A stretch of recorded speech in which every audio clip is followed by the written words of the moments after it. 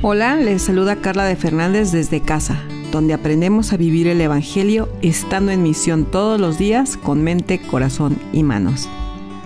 Este es el 8º episodio de la serie de la vida de Josué, la historia de una vida bien vivida. El episodio de hoy se titula Cantos de Esperanza. Bienvenidos a un episodio más con Carla de Fernández en el podcast Desde Casa.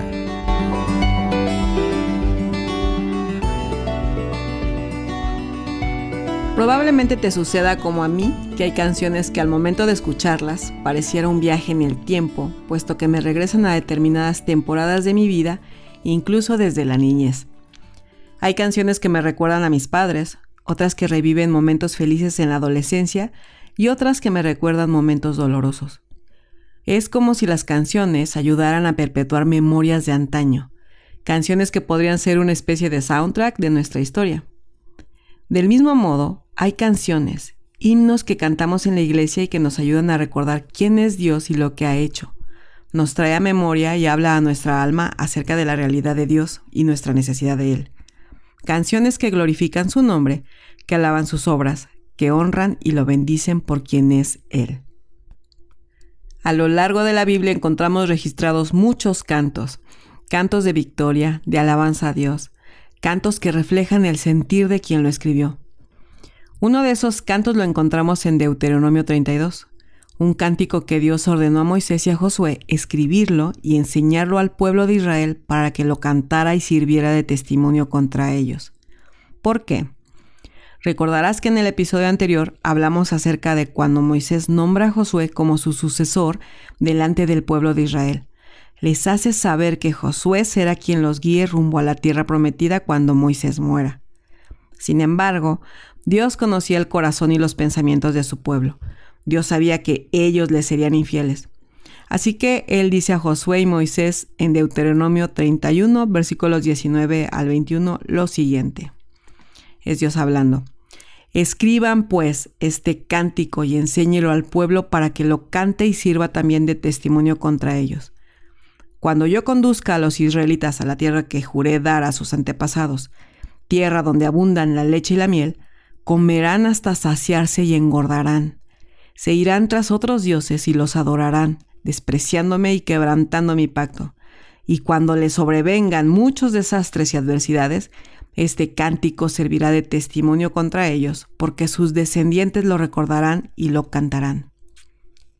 ¿Cuántas cosas podemos aprender en estos 3 versículos en cuanto a Dios, pero también en cuanto al corazón humano? Dios una vez más está confirmando o afirmando su promesa de llevar al pueblo a la tierra que juró darles a los israelitas. Tierra donde no tendrían hambre, donde vivirían en libertad. Una tierra que les daría nombre y reconocimiento al mundo entero de que son posesión del Dios de los cielos. Pero el corazón del ser humano tiende a alejarse de Dios y a darle la espalda a Él. Dios lo sabía. Es una constante desde la rebelión que se dio en el Edén con nuestros primeros padres. Así que en respuesta a que Dios sabía que el pueblo se rebelaría contra Él y se irían tras otros dioses, les da un cántico para cuando eso sucediera. Ese cántico lo podemos encontrar en Deuteronomio 32, versículo 1:43, pero solo nos enfocaremos en algunos versículos. Te pido que los leas completo en tu Biblia y que subrayes o anotes en tu cuaderno cómo puedes ver a Dios, cómo ves su carácter, su actuar, pero también cómo se ve el ser humano, su corazón, su condición. Leamos por el momento el versículo 1 al 2, y dice así la palabra de Dios. Escuchen cielos y hablaré, oye tierra las palabras de mi boca, que caiga mi enseñanza como lluvia y desciendan mis palabras como rocío, como aguacero sobre el pasto nuevo, como lluvia abundante sobre plantas tiernas. En estos 2 versículos podemos ver la soberanía de Dios. Les está recordando al pueblo que Dios es soberano de la creación. Si ellos decidían servir a dioses falsos, los cielos y la tierra serían testigos del poder de Dios contra la infidelidad de su pueblo. Dios gobierna, reina sobre la creación. Las instrucciones de Moisés al pueblo, si eran recibidas, entonces serían de beneficio o de bendición, al igual que la lluvia, el rocío y el aguacero hacen a la tierra y su fruto. Si recibían esas palabras y las atesoraban en sus corazones, fructificarían. Los versículos 3 y 4 dicen: proclamaré el nombre del Señor, alaben la grandeza de nuestro Dios. Él es la roca, sus obras son perfectas y todos sus caminos son justos. Dios es fiel, no practica la injusticia. Él es recto y justo. Qué belleza de versículos. ¿Cómo vemos a Dios aquí? ¿Quién es Dios de acuerdo a esta porción bíblica? De acuerdo a lo que acabamos de leer, Dios es la roca. En Él encontramos estabilidad.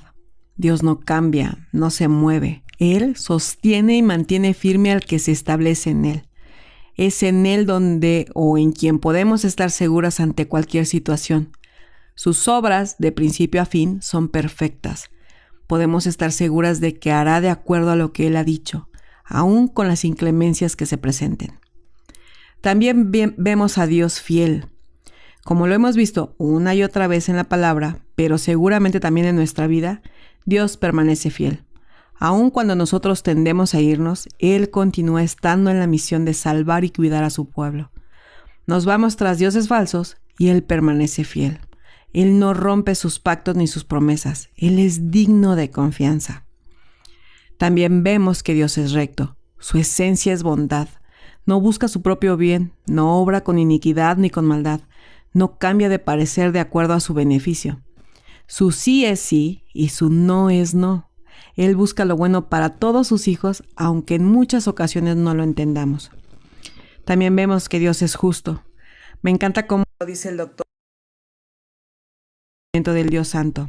Él dice: Dios es juez de este mundo, como nuestro hacedor somos propiedad de Él, y como nuestro propietario tiene derecho a disponer de nosotros. Tiene, por lo tanto, derecho a dictar leyes y a recompensarnos según las guardemos o no. La Biblia no nos deja dudas acerca de que Dios ama la justicia y odia la iniquidad, y de que el ideal del juez, totalmente identificado con todo lo bueno y justo, se cumple a la perfección en Él. Tenemos un Dios que cubre en su totalidad al pueblo, que lo protege, que está presente, que lo perdona, lo completa, le da un nombre. Un Dios soberano y creador que los eligió como su posesión, como sus hijos, que les dio herencia y que los proveyó. Pero, como dijimos antes, el pueblo se rebelaría a ese majestuoso Dios. En el momento que se escribió ese canto, el pueblo no estaba en rebelión, pero lo estaría. Y Dios, por medio de Moisés, les estaba anunciando lo que harían ellos y cómo respondería Dios. En los siguientes 2 versículos, Dios deja ver un poco de la perversión humana, los embates del pecado y la rebelión, el pecado en el corazón de las criaturas hechas a su imagen y semejanza. Hay un contraste entre Dios y la humanidad y podemos ver algunas de sus características en los versículos que le siguen. Vemos a un pueblo corrupto cuando Dios es recto y justo, una generación torcida y perversa cuando Dios es fiel y santo, un pueblo tonto e ignorante cuando Dios es sabio, un pueblo que goza con irse de su padre cuando Dios lo ha buscado siempre. Son corruptos, injustos, deshonestos, necios, insensatos, traicioneros, todo lo opuesto a Dios. No tiene sentido nada de esto cuando sabemos que Él es su Padre. Son contrastes entre la criatura y el Creador. Este canto, además de mostrar la grandeza de Dios, también nos muestra la condición humana y su necesidad de un Salvador. Así que la siguiente estrofa, veámosla, porque comienza diciendo: recuerda los días de antaño, considera las generaciones pasadas, pídele a tu padre que te lo diga y a los jefes que te lo expliquen. La importancia de tener un récord de lo que Dios ha hecho con el paso del tiempo, lo podemos ver aquí. En versículos siguientes, es el mismo Dios quien les recuerda que fue Él quien les dio herencia, los cuidó, les dio su territorio, los protegió y cuidó. Les está diciendo que son su pueblo, la niña de sus ojos, que los sustenta, que los guía. Dios está presente en cada momento. Les recuerda que no pasaron hambres, que fue Él quien los alimentó y nutrió todo el tiempo. Dios le dice a su pueblo: recuerda quién eres, de dónde te saqué. Acuérdate de lo que hice por ti y por medio tuyo también. ¿Qué de nosotras, mujer? ¿Cómo respondemos? ¿Qué deberíamos recordar? ¿O hay algo que debamos recordar? Seguramente sí. Cada día, porque tendemos a olvidar nuestra identidad. Olvidamos quién es Dios, lo que ha hecho en nosotras por medio de Cristo. Olvidamos la bondad de Dios y cómo nos ha sustentado cada día. Solemos olvidar cuánto lo necesitamos. Olvidamos del lugar donde nos sacó y olvidamos lo que ha revelado en su palabra para nosotras y nuestro destino final. Es decir, olvidamos hacia dónde deben estar dirigidas nuestras miradas. Lo mismo sucedía con el pueblo de Israel. No somos tan diferentes a ellos. Necesitamos recordar, traer a memoria la bondad y la misericordia de Dios cada día. Necesitamos recordar todo lo bueno que ha sido Dios con nosotros y tenerlo presente en nuestro día a día con un corazón humilde, agradecido y con entendimiento de quién es el dador de todo, pues podemos caer en lo que cayeron los israelitas. Leamos los versículos 15 al 18 que dicen así. Jesurún engordó y pateó, se hartó de comida y se puso corpulento y rollizo. Abandonó al Dios que le dio vida y rechazó a la roca de su salvación. Lo provocó a celos con dioses extraños y lo hizo enojar con sus ídolos detestables. Ofreció sacrificios a los demonios que no son Dios, dioses que no había conocido, dioses recién aparecidos, dioses que jamás sus antepasados adoraron. Despreciaste a la roca que te engendró, olvidaste al Dios que te dio vida. Jesurún, dice un diccionario bíblico, significa el que es recto, un término poético relativo al carácter moral que debía manifestar. Sin embargo, no estaba siendo recto, justo o derecho con ese nombre. ¿Cuándo fue que Israel se desvió? Cuando tuvo todo, cuando estaba saciado. En ese momento se olvidaron de Dios. ¿Y nosotras? ¿Cómo actuamos o respondemos cuando estamos saciadas? ¿Hacia dónde vamos cuando creemos que ya no nos falta nada? ¿Hacia dónde vamos cuando pareciera que no necesitamos a Dios? ¿Será que cuando estamos saciadas, completas y plenas en Dios, falsos dioses ocultos en nuestro corazón nos susurran que algo más nos hace falta? ¿Acaso escuchamos en nuestro corazón la vieja mentira de si tan solo lo tuviera sería feliz? Si tan solo fuera, si tan solo no tuviera, no estuviera. Los si tan solo que están presentes en un corazón descontento o aquel que se ha olvidado de la bondad de Dios. ¿Será que al tener todo de parte de Dios hemos creído que somos como Él? Cuando estamos en prosperidad, la tendencia de nuestra carne es a olvidarse de Dios. Lo puedes ver y quizás des testimonio de que cuando mejor están las cosas te olvidas de Dios. Solemos dejar de orar, de buscar, de escuchar la voz de Dios. Dejamos de congregarnos, nos sentimos y creemos autosuficientes porque no nos falta nada. Somos como nuestros propios dioses. Justo le sucedió al pueblo de Israel. No en ese momento como dije antes, pero Dios les estaba diciendo lo que ocurriría cuando ellos fuesen saciados, se olvidarían de Dios. ¿Hay consecuencias para los que abandonan a Dios? Por supuesto. Los versículos 19 al 20 dicen lo siguiente. Al ver esto, el Señor los rechazó porque sus hijos y sus hijas lo irritaron. Les voy a dar la espalda, dijo, a ver en qué terminan. Son una generación perversa, son unos hijos infieles. Qué contraste con el Dios que se presentó al inicio del canto.